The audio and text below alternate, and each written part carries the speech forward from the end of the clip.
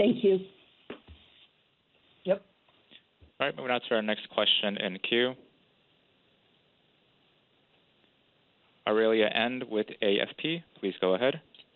Hi, thanks so much for taking my question. I will have two questions about Ukraine. The first one is a pretty simple one.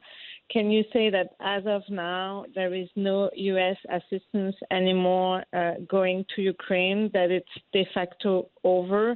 And second question, can you give us a sense of the conversation Jake Sullivan had with President Zelensky in Davos? What were the concerns he raised? What was the message, etc.? Thank you so much.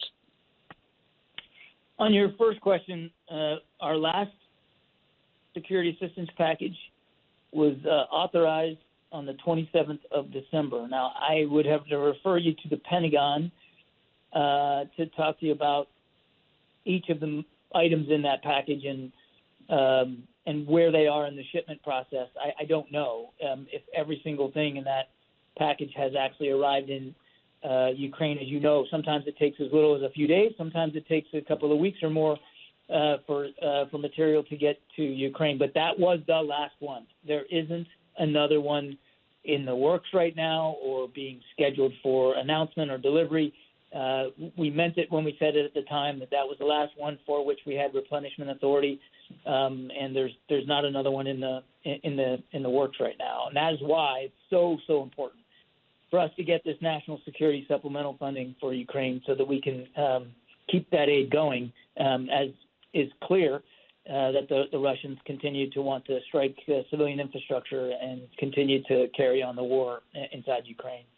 I don't have anything more on the specific discussion with President Zelensky. I think the State Department put out a readout of that discussion, since it was Secretary Blinken who had that meeting with President Zelensky. Jake was certainly in attendance, but they did talk about the importance of continuing the global assistance to support Ukraine, and of course they also talked about what's going on the battlefield, how Zelensky sees the effort, and as you know, he was also in Davos, Zelensky, talking about this peace formula of his. So that too came up, the idea of trying to help operationalize and internationalize the peace formula that President Zelensky put forward. But again, I'd point you to the State Department readout for more.